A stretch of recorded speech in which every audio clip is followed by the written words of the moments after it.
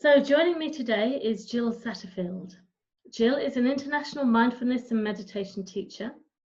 Her integration of embodied mindfulness and meditation includes somatic practices and contemplative psychology, along with 35 years of Buddhist practice and retreats. Jill leads applied embodied mindfulness trainings at UCLA's Mindfulness Awareness Research Center, was a founding faculty member of Spirit Rock Meditation Center's Mindful Yoga and Meditation Teacher Training, and is a mentor for Jack Cornfield and Tara Brach's Mindfulness Teacher Training. Jill ran the School for Compassionate Action, Mindfulness and Somatic Practices for those living with chronic pain, trauma and addictions for 11 years in New York City, and now she lives in California. So Jill, I'm thrilled to welcome you to the podcast today. It's fantastic to have you here. Just really delighted to meet you and to welcome you.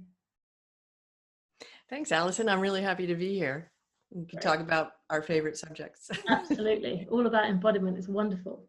So I wanted to start, my first question is really with your starting point. So what was it that sparked your own interest and dedication to understanding the mind and the body? Pain, actually, a lot of pain. So I was in art school at the time in New York City, perfectly happy, living in my mind, in my creative mind. Didn't pay much attention to my body, didn't need to. Mm-hmm. And then all of a sudden had some pain that turned into chronic pain that was unremitting. Wow. And I went to various allopathic doctors at the time, all around New York City, the best that I could find. Nobody could find an organic reason for the pain. They would look at me and say, "You look fine." They ran a bunch of tests and said, "We can't find anything." And, I was a squeaky wheel. I didn't feel well. It really hurt. I kept going back. So over a period of a few years, especially being with a few doctors in particular over and over again, they started saying, we think it's in your mind. And I said, well, then what do I do about my mind? And this is back in the early 80s. And I got, some raised eyebrows, crossed eyes, shrugs, basically what amounted to a lot of pats on my shoulder. Mm-hmm. And sent away. And so I started to think, wow, what do I do about this mind that's registering all this pain? I had to drop out of school because I wasn't very well, and started on a path of trying to figure out, well, how do I work with my body? How can I improve how my body feels? And I started practicing yoga. That wasn't really helping. I mean, it was great in that it helped me with concentration. My body got very, very strong, very flexible. I took to it like a fish in water. But as far as helping with the pain, it didn't. Mm-hmm. I ended up having some surgeries. They took out various parts of my organs and glands. I was still in pain. I eventually convinced a surgeon to open me up again, and they found out that there actually was an organic reason for the discomfort, and it was part of my intestine had twisted and knotted and herniated my diaphragm and was living up by my heart. So it was actually, there was a real good reason for all the pain. This is 13 years in the making, before that was discovered. So after the surgery, they said, well, after recovery, and it was quite a brutal surgery, you'll be fine. And I wasn't. And I went to places like Yale Pain Clinic and kept trying to find reasons for the pain. And then really vowed to take care of myself and figure out this mind, even in my mind that was still registering all the pain and having trouble with the pain and feeling depressed about the pain. And I found myself on a retreat. I went to a 10-day silent retreat. The very first one I did was a Goenka retreat, very silent, very still, as some people know, a little bit brutal for me, who was used to moving and being active. But it was a pivotal turning point because I had to sit in the pain without moving, endlessly, going into my body. And then I had heard at the end of that retreat that there was another place nearby called IMS. And it was whispered to me basically, that it was down the road, that there were different teachers, that some of them were psychologists, which piqued my interest because psychology has always been very interesting to me, that they actually had a yoga room and you could take walks in the woods, and that the food was really good. So I quickly Sounds run great. away for a pamphlet. I'm definitely dating myself. I got the pamphlet in the mail, and I went the very first chance I had. And it was just a 3-day retreat that was going to extend into a week long, but I had only taken the time for the 3-day.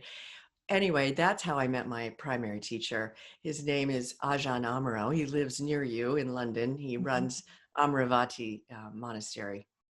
And I went and heard him and saw him, and it resonated with me in a way that nothing ever had. It wasn't just him and his heart and his beautiful smile and mind, but it was the teachings. It was the Buddhist teachings. And I knew I had found the right place for me to be.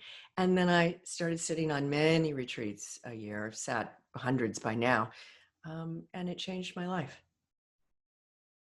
That's quite an extraordinary story, Jill, and I'm curious about this whole thing of 30. It took them 13 years to actually discover what was wrong. And I've got colleagues in the breath world who got chronic fatigue and ME and other things different to what you have, but again, this very dismissive attitude, I think, by the medical profession, and that whole sense of being sent away. But in some ways, it sounds like perhaps in the end, I don't know if maybe there was some kind of gift in there for you, because that led you to finding this. For me, it was a tremendous gift, because I was continually forced, which is a lot of what Dharma practice, Buddhist practice is, forced to go inside, to seek myself. How can I work with my mind? How can I work with my body? How do I work with the heart that's feeling, the pain of the pain, basically, the pain of the suffering, and to seek out my own direct experiences. So, I reached a point where I was being dismissed. I was being patronized. I looked okay. So of course there wasn't going to be anything wrong with me. I was happy in spite of it, which sounds a little odd, but some people probably know what I mean. And so I didn't fit into the ways in which one needs to qualify to be really taken seriously. And so I was forced to go and find my own answers. And to me, that was a gift. And I'm a little bit of a rebel and a renegade anyway. So when people were telling me you can't, I said, of course I can. And that really gave me the fodder that I needed to seek something that wasn't being told or taught in my regular culture, and world. And that was the portal that I needed. That plus imagination, I have to say, was very, very important, and still is. Tell me more about that, the imagination side of things.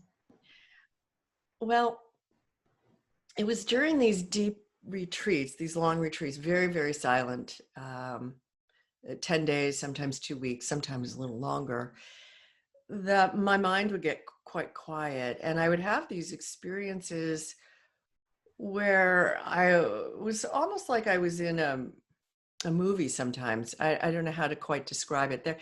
These experiences, the mind is bizarre. It sure is. we start entering into it, and it's almost like a drug trip sometimes. Yeah, I have taken drug trips, so I knew that sort of the symbiotic relationship of them. But anyway, you're totally fine, you're straight, and your mind is opening, your heart is opening, your body is going along for that ride, and it can be quite interesting. And surreal. And so I would have experiences of being able to, see things changing as they were changing, almost like everything was shimmering and shifting and changing. I know. Please don't judge me. But not at all. It sounds like some of the breathwork experiences I've had. So we're definitely not judging you on it. I love those. It's a slightly altered state of consciousness. Very altered states. And then it would happen in my body where I felt like I could I was diving into my body, and I was able to look around. When I was young, Jacques Cousteau was on TV a lot, and he took his submarine down and he would go into the waters and with his little viewfinder, and he would see these magnificent views of fish and color and, amoebas and plankton and squids. Wow, look what's in there. And that's how I felt when I would drop into my body. It was like, wow, look in there and look in there. And sometimes it would be, quite trippy, but also sometimes it would be like, oh, well, I can spend a little time in there. And in particular with my gut, because that was the region of my body that was not working properly. I was told that area of my body was anthropomorphic, which is a really harsh thing to say to anyone. It means rock-like, or at least that's what I looked up in the dictionary at the time. I was really taken aback by that word. And when I looked at my body and I dove down in, that was a very dark place. So it had no color, it had no light. And I thought, well, maybe I need to bring back some color and some light and some movement in that area of my body. These things just came to me, I wasn't trying to make them happen. And so I would imagine, for instance, that my pelvis was this glass bowl. And I would picture, and this is where it was movie-like in a sense, it feels like you're superimposing an image, but it's coming to you quite naturally. And I imagined that I was placing all these flower petals at the bottom of the bowl. And I would try with my breath to swirl the petals around, because I was trying to breathe some life and color and movement back into my intestines. And I would say for a really long time, I couldn't picture any color at all. And my intestines weren't working. And I was told they weren't going to work again because it was part of the autonomic nervous system, beyond what I could control. Yeah. But I had read that there were yogis and yoginis from long ago that had done these incredible things with their bodies and their minds. And I thought, well, if they did it, I'm going to try. Cool. No, I think you're absolutely right. I love that. What the heck? And so I kept doing it. I kept doing it, and so it's good to be stubborn, and it's good to be, a little bit rebellious and renegade. And I kept doing it and doing it and doing it. And finally one day I actually saw a few little petals flower, kind of moving around. And I thought, I'm healing. That's amazing. And it took about 7 years. Can't be precise about this, but I re-triggered peristalsis. Wow. Completely freaked out. Phenomenal. The doctors. I'm so proud of myself. Wow. Completely proud of myself. Now, I did this with imagination. I did this with a variety of different practices. So imagining that my intestines were going to move again, and I meticulously would go through them. But I imagined all sorts of things in my body. Some came to me and some I superimposed, like I was describing. But it was very transformational, and still lives. So imagination, I think, is really important, because we need to imagine what we want to become. We need to imagine the world we want to live in. We need to imagine how we want to transform. And if we can be playful about it and imagine things that aren't boxed in or the way that we might have learned before, then literally the sky is the limit. And when we dive into the portal of mind and heart, we have faith in that. We know that this is true. There is no end to what we can do when we really work with our minds. I properly love that. And I love this image of, you've got flowers on your blouse. I love this image of the flowers in your intestine and kind of in the glass bowl, and also that you were using your breath, because actually the breath is the one part of the autonomic nervous system that we do have some control over. That's right. And being able to take that and to pair it with your imagination, I think is extraordinary. Yes, and I've continued to do that, because then flash forward, I had 4 years ago, well, it happened a little bit before 4 years ago, but I had heart surgery. And I'd had a virus that attacked my one of my valves. Wow. And it burned it away, actually. And so practice showed up for me in incredible ways, because I was having heart failure for 2 years before I had the surgery. But the recovery process was really interesting because it was another opportunity for me at this point, because I've been practicing so long. Okay, so here we are. I don't like it, but this is my circumstance, one more time, learning through the body. This is what I have. And the recovery process was really beautiful in a sense, because it was painful. It was not fun, but I knew that my breath especially was what my heart needed to feel and hear. Yeah.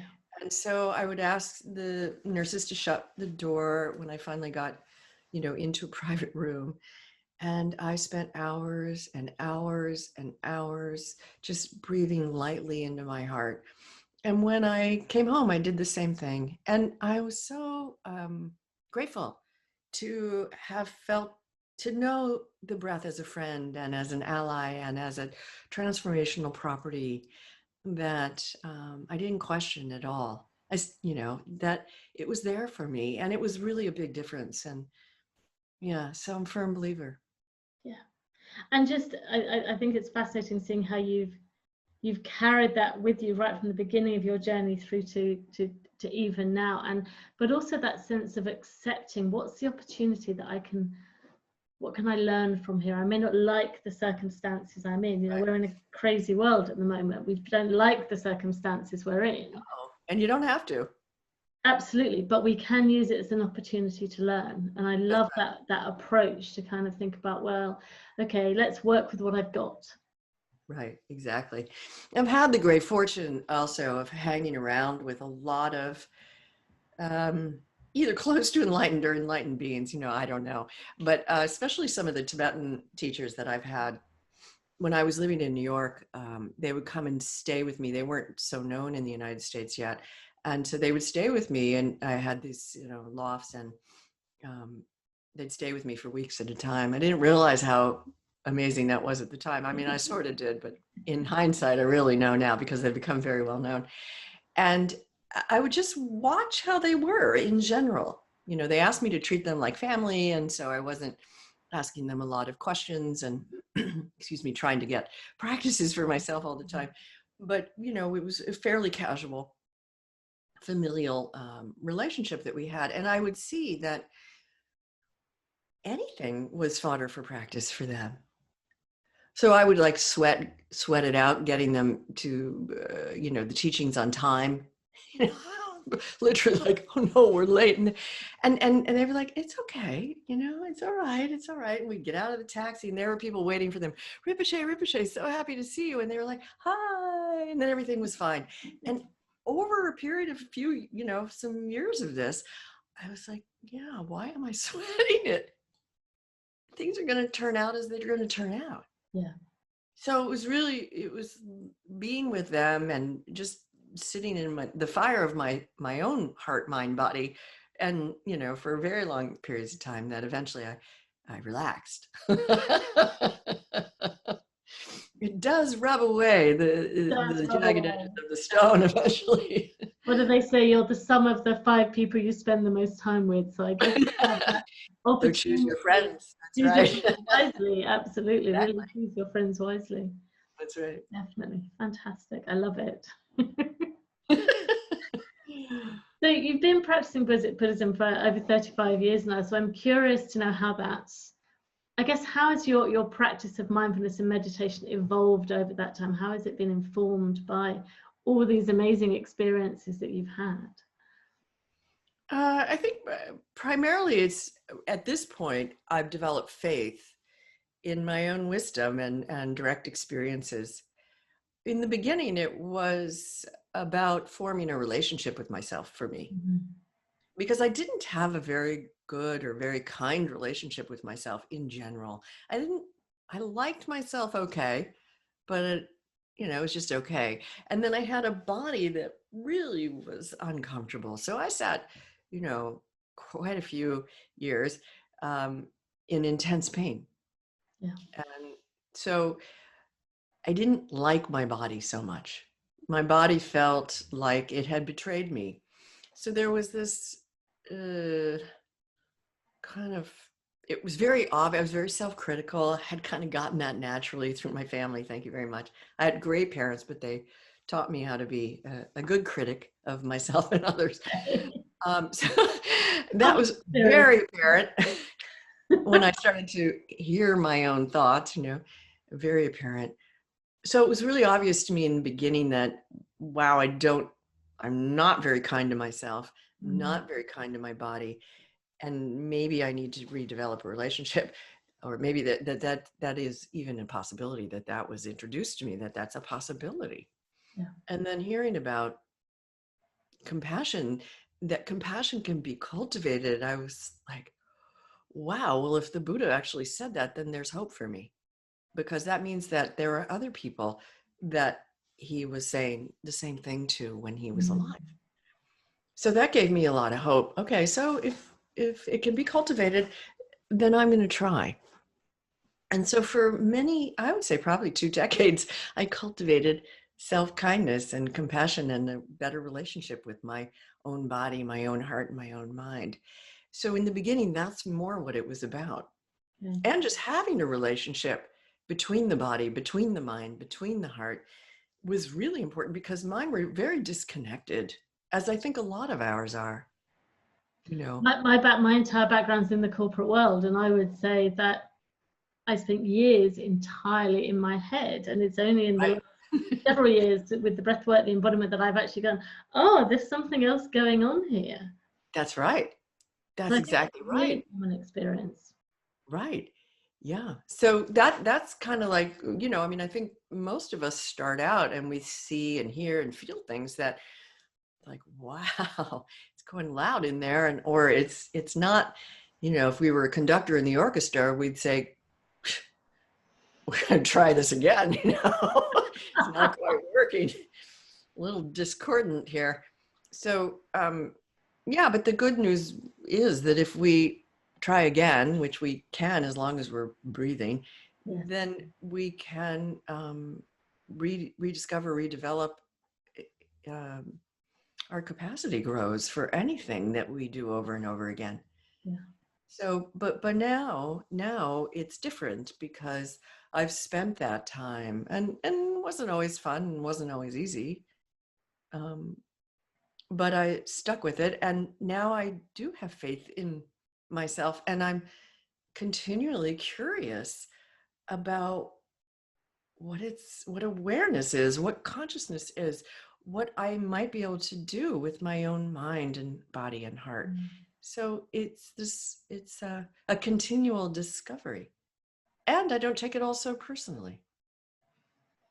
So you feel you can get a bit of distance between what's going on, or when you say you don't take perspective, I would say. Perspective. So my approach changed over the years. My approach now is I learned to be kind and like myself. I spent a few years just doing a lot of self-retreat to develop a relationship with myself that was kind.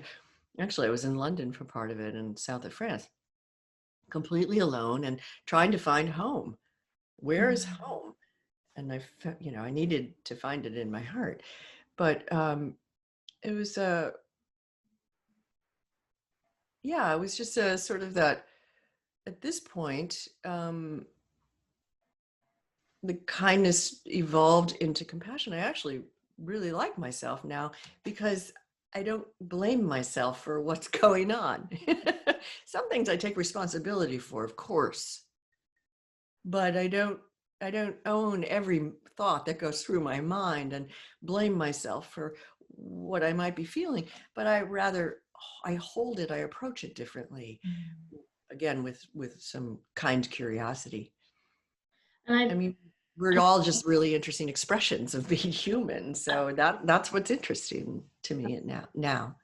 And I think many of the people I work with, and I think it's a really common experience of not really liking yourself, or kind of Very common. like, I don't really like myself. I don't Painful. like the way I'm thinking. I don't like who I am. How all of these things. So I guess I'm curious if you've got any suggestions to anyone as to perhaps from your own practices, from things that you learned along the way that you would suggest to people if they want to be a bit more self-kind, self-compassionate. What would you suggest happen? Where might they start? Well, first of all, by getting some guidance, I think, is really important so that you don't feel that you're on this path or journey alone. Yeah. Is to find somebody that's been doing something a lot longer than you, who has made a lot of mistakes along the way. And ask someone, a teacher, a mentor, or even join a group of a community of people, and sit and practice with others. It could be individually or with a group. Unfortunately now there are a lot of things online that we can join into, so that if a teacher or a mentor isn't close to you in proximity to where you live, you can get, via internet, you can join with anybody really. So I think that that's important, is to not try to reinvent any wheels necessarily, or try to do everything on your own, because we don't do everything on our own. We need to support each other. So finding someone that can help is really important. Mm-hmm. And then to know that whatever we repeat, we become. And that's good news and not so good news sometimes, So indeed. Right. So we know this from neurobiology, that patterns become grooved over time. So we think something over and over again, then it's in the brain, and we can overlay and we can change. And so that's important to remember, so that having some sort of persistence is really helpful. Now, again, that's where we need each other to get support, because we'll fall off the wagon or forget or get discouraged, and somebody else can help us. I don't know that I would have done everything I did without my teachers. Mm-hmm. I don't know. Maybe part of it, sure, but not maybe. I don't think all of it. Well, they certainly point us in different directions, and I think, yeah, for me, certainly there's something about feeling that I'm not alone with whatever the heck it is that I'm trying to work through, that actually this is a shared human condition and other people have been there or are going through it. So, yeah. And you're not crazy. Well, maybe a bit. Well, you have to be somewhat slightly good crazy. Good crazy. Good crazy. Think out of the box. I mean, look, most of us go along life thinking it's got to be like this and this and this. It doesn't. No. I am here to say my life's looked nothing like what my parents wanted it to look like. And they were okay with that, fortunately. It doesn't have to look like what we've been taught necessarily. And that restrictive thinking is what keeps us down. Yeah. And especially right now, with everything that's going on, the pandemic of COVID, the unconscious bias, the racism pandemic, we need to reevaluate and examine our own consciousness and unconsciousness. In fact, I dreamt about that the other night. How do you bring the unconscious forward? This is part of our practice, so that we see where we cause ourselves harm, and we're slowly letting go of those ways, because we can. Yeah, definitely amazing things to think about here. I wanted to ask you a little bit more about the School for Compassionate Action, as we were talking about compassion, and really what was your sort of the idea, the mission behind that, what benefits did it bring? And then I'm wondering if maybe after that we can perhaps have a little practice of an embodied compassion exercise ourselves, just so people can get bit of a Sure. sense of it for themselves. But tell us a bit more about the school festival. Well, when I moved back to New York City in 2001, I actually moved in, or tried to move in on 9/11. The pretty interesting day, Yeah. as we all know.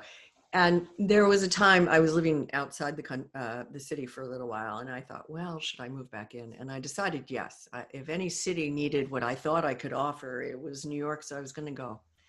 So I moved back in October, or end of September of that year. And part of the reason that I wanted to be in New York was because there were a lot of different communities, a lot of different kinds of people. I mean, it's like any urban setting, but New York is particularly ripe with this. There are people from all over the world are living there, and from all kinds of backgrounds. And I wanted to see if I could fill in some holes or gaps of where I thought people could benefit from practices, somatic practices like breathing, or imaginal practices like I've described, or mindfulness practices, meditation practices, who didn't know about a Dharma center, who wouldn't be caught dead in a yoga studio, who just didn't even have that in their awareness at all, but maybe could benefit from these kinds of practices. So I went back in and I started the organization. It was a nonprofit, and I created some relationships with different organizations, like a hospital in the Lower East Side of Manhattan, which was mostly immigrant populated, very underserved, very underfunded hospital. And I went to them and I said, I have these practices. I know they work. I've used them on myself. I've been training people to do these things for almost 2 decades by now. Would you be interested in having me teach some classes? And while I'm teaching, some of my students that are going to be in training with me can sit in. And the psychologist, because it was in the behavioral department where they said yes, the psychologist can sit in as well if you like. And they said yes, and that we had to do it on the sly because it wasn't approved at the time. This is, I shouldn't say that, but anyway, we sort of snuck it in, and this went on for 10 years. And then I was teaching groups of people with chronic pain, with addictions, with trauma, comorbid, issues, young girls that were cutters. I mean, it was pretty intense. And we had the very first group of 9/11 responders at the hospital. So we were doing that kind of work. And honestly, it was a little bit seat of my pants at the time, because I hadn't been trained to do this particular work. There were no trainings to do that kind of particular work. You brought a lived experience, that lived embodied I had that. in it yourself. Exactly. I had that. So, I went on a wing and a prayer and a little bit of chutzpah. And, I did the same thing at a place called Roosevelt Addiction Institute, which was a 28-day rehab for, people that was kind of their last stop before prison or jail. And worked in a lot of after-school programs in lockdown places for at-risk kids. And so it was a service organization, but it was also a training, because I was, I created trainings, and then I would have people come along and they could assist or watch or observe and learn in these different communities. It did quite well, not financially. It's never been my strong suit, but it did quite well in terms of helping people and training a lot of people. Yeah. So what do you have any stories you can share of the differences you saw in people? Was there anything that struck you in particular, or was it? There were a lot of differences that sometimes people wouldn't admit. So for instance, there was a woman in one of the groups in the hospital, and she was struggling. She was in a lot of pain. Yeah. She was still heavily addicted to painkillers, and who could blame her? And wasn't happy. You know, I mean, this can happen when you're not feeling well for a really long time. You're not necessarily the easiest person to be around. No, absolutely. And she would come into the room and she hobbled in on a cane. And she was sort of, you know, hunched and crippled by her pain, sat in the back, didn't want to get involved. You would ask her something, she was really kind of grouchy. But, you know, she kept showing up. She would come every other week. The classes were every other week. And one day, you know, and I was sort of, after a while, I had a relationship with her. I, you know, kind of lightly tease her and try to engage and, you know, get her to engage. And she would kind of bat me off. And that was fine. That was our relationship in a sense. But one day she walked out and we saw her cane in the corner. Oh, wow. And we thought, oh, that's interesting, because she never had come in without her cane and she really relied on it. Yeah. And sure enough, about 5-10 minutes later, she came back in and she kind of was embarrassed. That's extraordinary. But something was working for her. Yeah. So I had lots of stories like that of, you know, sometimes people didn't want to admit that something was helping, or that they were practicing. Yeah, she kept coming back. So something. She was internalizing it. Yeah. And that happened a lot.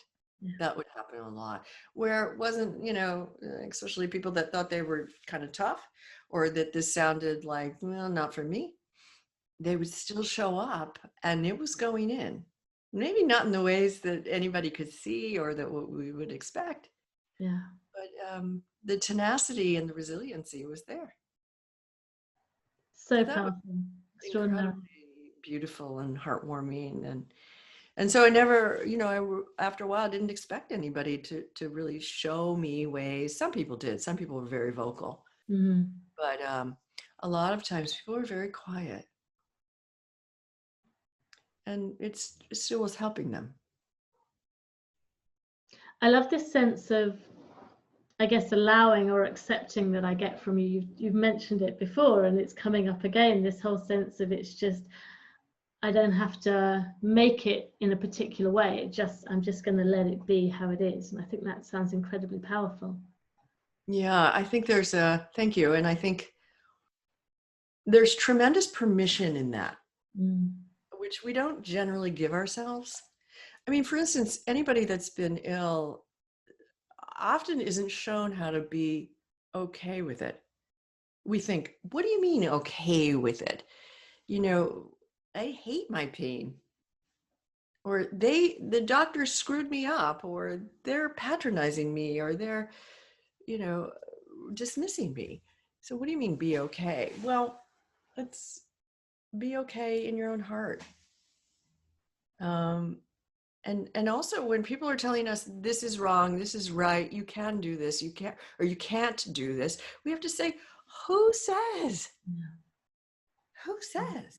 Because there's so many stories like mine. So many people have really interesting, bizarre, unusual stories. We need to hear these stories because they give us hope. And so we don't know how things are going to look necessarily. And if we think we know, that's the operative word, think. We really have no idea. Box for ourselves, isn't it? Exactly. We're creating that box and disempowering ourselves through doing it. Exactly right. So thinking outside noticing what your own box is, we usually have many, is probably, it sounds like bad news in the beginning, but it's excellent news. Because when we see how we're being held back by our beliefs, then this is where we need some help, you know, like, well, how do I loosen the grip of that? How do I break it down? How do I blow it down? How do I paint it away, you know, whatever it is, but to really experiment, because that's where the freedom is. It is, absolutely, because the key is if we can't see the box, if we're not aware of it, if that's just how life is, we're never going to be able to make a change. We can't get rid of it. We're just too stuck in it. Yeah. And everybody has their own experience, so we can't say this is going to feel good, this is going to be like this. I learned that the hard way through taking many yoga classes where people would say, oh, well, this pose is going to make you happier. And this pose is going to heal your heart. And I was like, are you freaking kidding me? No, that's not true. That's not helpful. To name somebody else's experiences, that's not helpful. We don't know. So let's perhaps it's a good moment just to talk about the yoga, and we'll come back to the practice in a moment, because I'm curious now you've raised that kind of experience around yoga. You said you did it for a long time. You found it helpful in some ways, but not in others. But tell me a bit more about how you see these kinds of practices and maybe the world of that fitting into your way of thinking about embodiment. Well, one of the reasons I was able to do so many retreats is because I did it in exchange. And so at one point, after I gotten to know Ajahn Amaro a little bit, I said, I see people sitting with a lot of discomfort in their body and their posture is really not so great. What would you think if I offered just a few stretches that might help people to sit better, so that they're not just focused on the discomfort of the body, but that they can really dive in, to the mind and the heart? And he said, sure, why not? And so we were the first people to bring any kind of movement on a silent retreat at Spirit Rock Meditation Center and at Insight Meditation Society in Massachusetts and California. And I have to say that it wasn't, it was different. Let's say that. So here's and seriously, I don't take myself that seriously, because here's the white blonde with the monk coming in to do some movement. I was calling it movement back then. I wasn't even calling it yoga. And we eventually morphed it into mindful movement or meditation in motion. But some of the,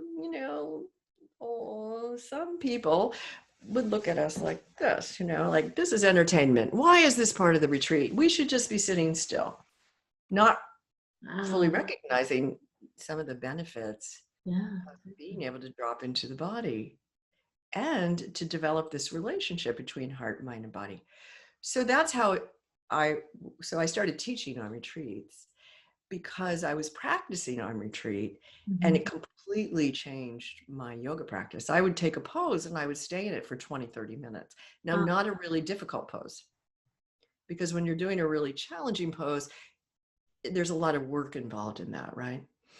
But if you stay in a pose that's relatively easy, like a restorative even, you can stay in it for a long time, and then you can investigate, because the poses open up parts of the body that you may not have accessed just sitting still. And it gives you an excuse or a reason to go in this little room or down in that little pocket, and you investigate it in with your kind awareness, with your attention. And so that's what I was experimenting with, and that's how I taught it. And that's, really radically changed how I practiced yoga and thought about it. But also there was a time I was teaching one of my Tibetan teachers yoga, and he had never done yoga before. So this was quite interesting. And we'd go into a room, and it was just him and I would teach him some things. And he said, at one point, after a few years, he would always ask me, do you have any questions for me? And I'd say, no, Rinpoche, this time's for you. But one time he said, no, let's go sit down. I want to ask you about how you healed. So he asked me to describe what I did and how it felt. And he said, can you do it now? And I closed my eyes and I did it. It's just, I was moving energy. Again, please don't judge me. But I was moving some energy in my body. And he said, oh, I know what you mean. This is great. He goes, that's bliss. Like, wow. Bliss? He said, yes, that's just mind. You have to teach that. I said, well, I'm not sure I'm ready to teach this. So he encouraged me over the years. But the other thing that he did was he pulled up his sleeve. And he would always tease me, because I'd say, breathe into your kidneys, breathe into your liver. And he'd say, Jill says, breathe into your kidneys. he actually ended up teaching that kind of thing after. But anyway, he A pulls up combo, his yes. sleeve. He said, "Let me show you. I know exactly about moving, energy." And he rolls up his sleeve and he starts to point at his arm. And as he's pointing at the arm, and I can do this partially, you can't see it online, and as he's pointing, the hair and the goosebumps lift up. Yeah. But so I can do that part now. But the bizarre part was that when his finger would leave a particular part of his skin, the hair and the goosebumps would go back down. I was like, wow. I have a lot to learn here. It blew my mind. And that's exactly what you want. Yeah. I think you want your mind to be blown, because there are no boxes in a blown mind. Absolutely. Now, a blown mind might last just a couple of seconds. And then we go back to the relative world, we put the boxes back on, so to speak, sometimes, or just to a certain extent. But at any rate, that's what radically changed the way I looked at moving energy and things. And then I started to study it a little bit, especially from the Tibetan traditions. I mean, there's a lot, the Thai Theravadins. I mean, everybody's got more secret practices or internal practices. And I came to find out that my experiences that I was having on retreat weren't just mine. And that was the good news. I didn't make them up. They were quite similar to how other people would try to write about them over the centuries. So a lot of practices were whispered, they were whispered from one breath to another's ears. And I sometimes have felt the warm breath on my ear. So there's a lot that we don't know about and a lot that we discount. And I'm happy to be teaching about this now, because why not? I think I think it's helpful. I think it's really helpful. Absolutely. Absolutely. And I love this idea of coming into a pose and sitting with it. It's almost really getting into it's kind of something to do with the psychology behind it. So it's like, when I'm in this pose, what is happening? What's happening to my brain, my thinking, what's happening to my body? What do I suddenly become aware of that I wasn't aware of previously? What am I noticing? That's right. Really. That's right.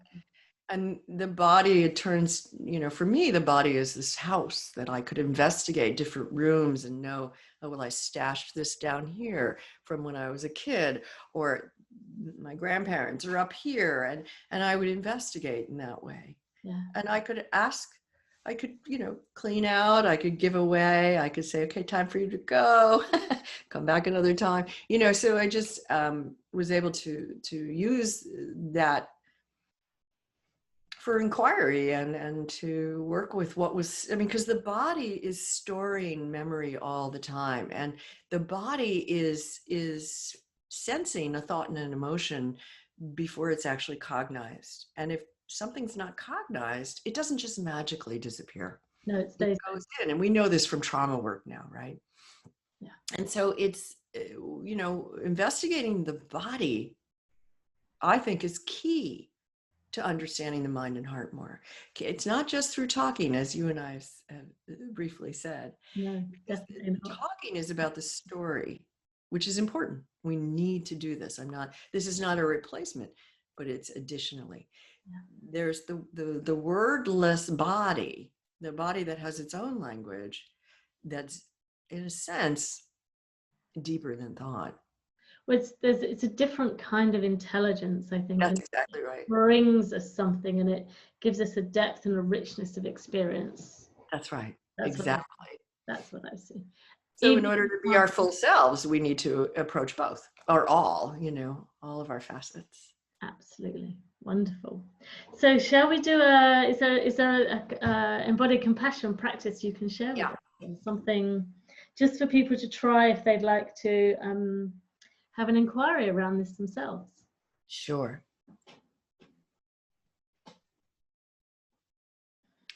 So however you're sitting, or if you're lying down, just see if you can let go of having to assume any particular kind of posture.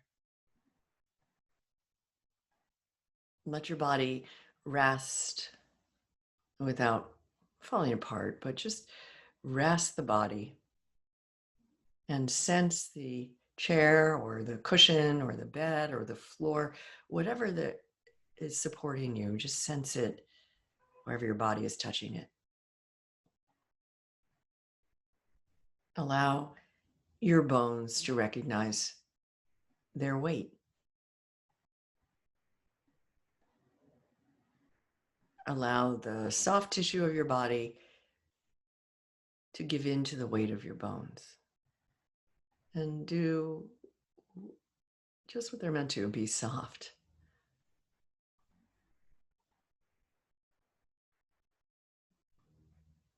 And turn your attention towards your body in more of a landscape view. And just notice how it feels. As if you're looking upon this vast territory of body, from feet to hands to head, just getting an overall sense.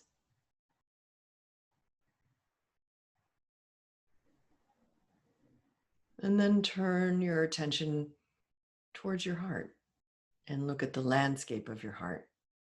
Again, as if you could notice what's in the heart, not necessarily in story form, but just to notice the heart and what it's holding. As if you were gazing upon it with kind eyes.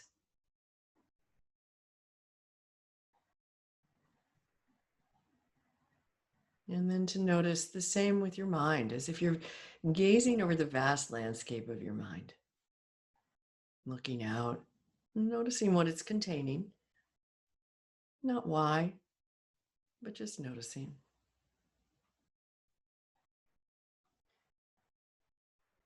So we have the landscape of our body, the internal landscape of our heart or our emotional body,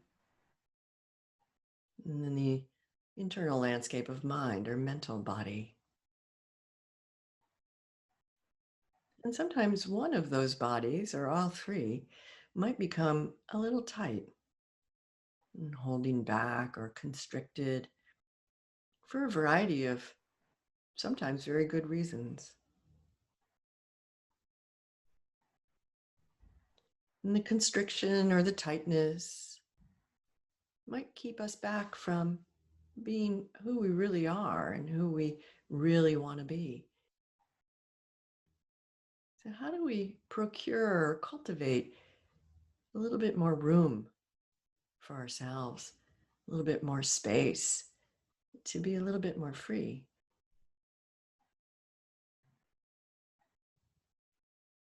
Try taking your breath in just a little bit more deeply. Keep it very, very tender and very soft, very delicate. But see if you can increase your inhale and bring it to a place in your body or your heart or even into your mind where you'd like to have just a little bit more softness and space.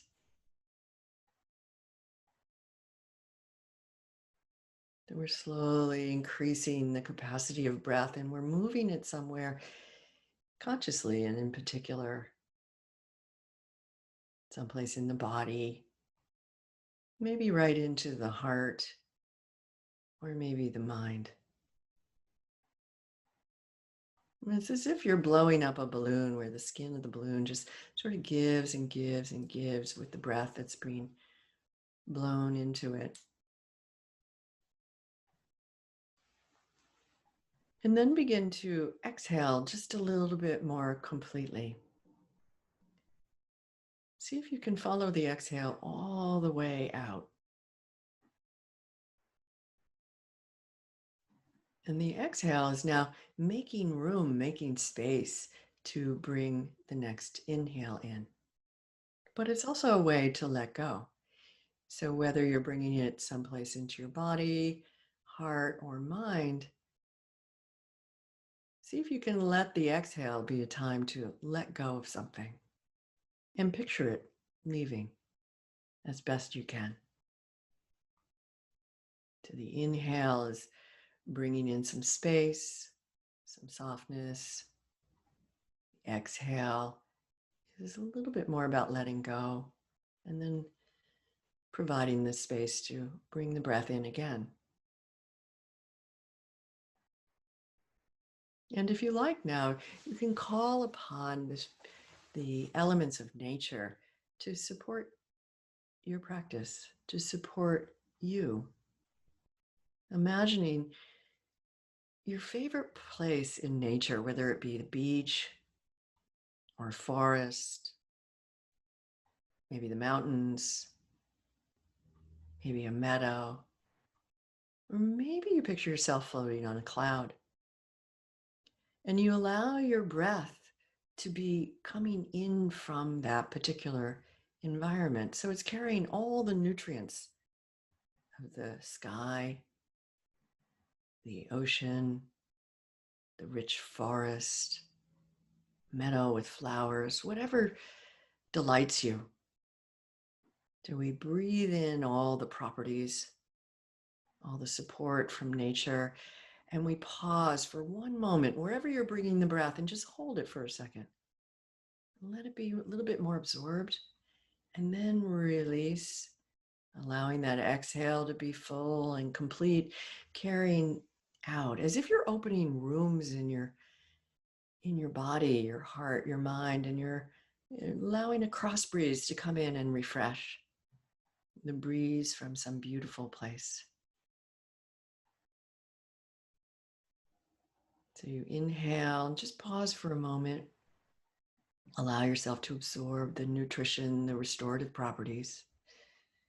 And then exhale completely. And then pause for a moment after the exhale and just give your body a complete rest.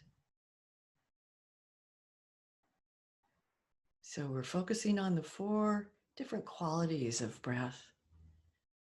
Bringing in, rejuvenating with the inhale, pausing and absorbing, letting go, releasing and getting more space with the exhale, and then pausing and deeply resting.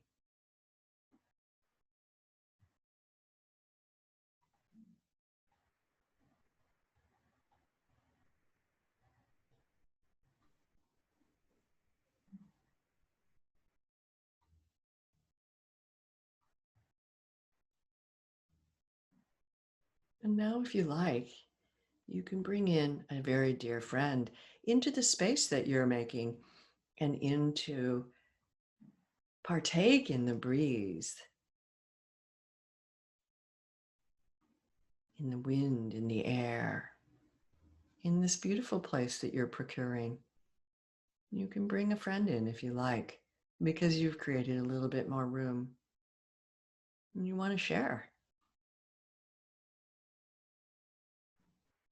And how does it feel to invite a friend? It could be a human being, an animal being, an unseen being, a being with roots. It doesn't really matter, but invite someone or something that you love just to partake a little bit in this fresh breeze, the space that you're creating for yourself and for them.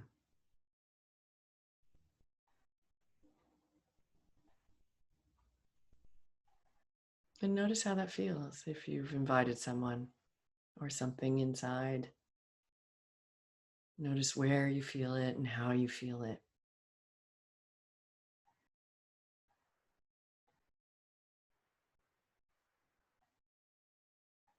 And then allow whatever it is that you're envisioning to slowly, slowly fade. Your friend, your imaginary being, your plant being, whatever it is, whomever it is that you've invited, if you have, is now going to leave happier. And your breath slowly comes back to being whatever it is. Just refinding the natural expression of breath somewhere and noticing what it feels like. What is this breath? What does it feel like now? And then whenever you're ready, allow your eyes to slowly open and see if you can keep your gaze really soft. as if everything that you're seeing is just very, very gently coming back into view. Like you haven't really seen it before and you're not really knowing exactly what's going on, but just taking in form and light and shape and color and being very aware, if you can, of what's going on internally still, like even registering where you're sensing your breath. Or if you were able in that very short practice to create a little bit of space, what does that feel like? What does that sense? And if we can do this with our eyes opened, especially if you're looking at a screen, it's helpful because then we can be looking out and we can be knowing what's going on inside at the same time. So we don't lose ourselves in just looking out, but we're internally aware as we're aware of what's going on in life, but with a different sense.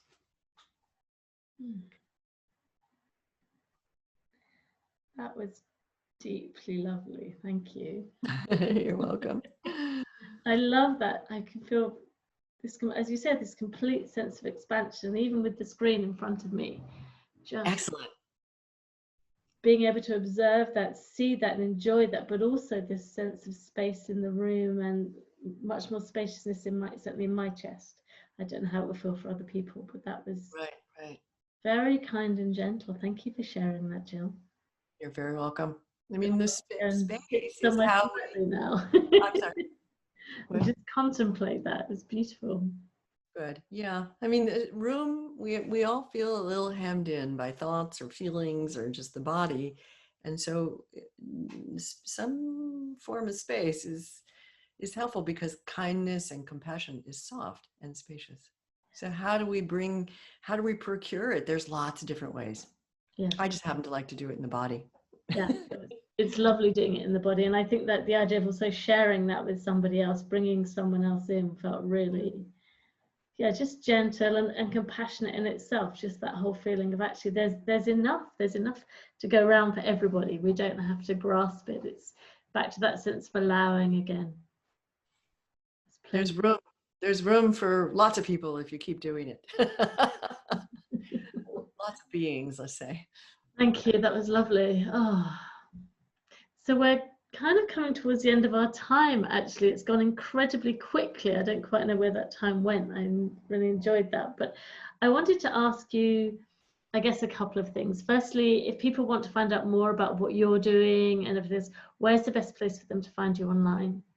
I have a website. It's jillsatterfield.org.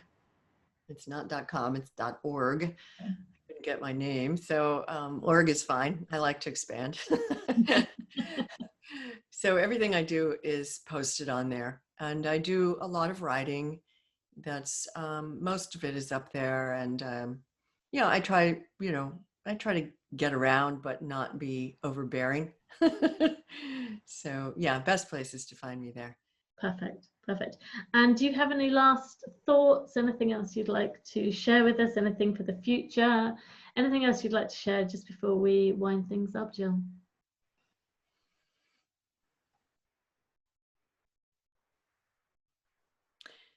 We are never truly alone. There is always support if we seek it, and that the heart, mind, and body have potential that we haven't realized or recognized yet. So we need each other to continue to create this huge wave of direct experience so that we can really shift and change the way we are with ourselves and each other in the world. Thank you, Allison. Thanks for inviting me. Thank you. That's been an absolute pleasure. I've really loved our chat and actually could probably keep talking to you for the rest of the evening. Well, we'll have to sign in another time. Thank you very much. It was just great. Thank you. Okay, take good care.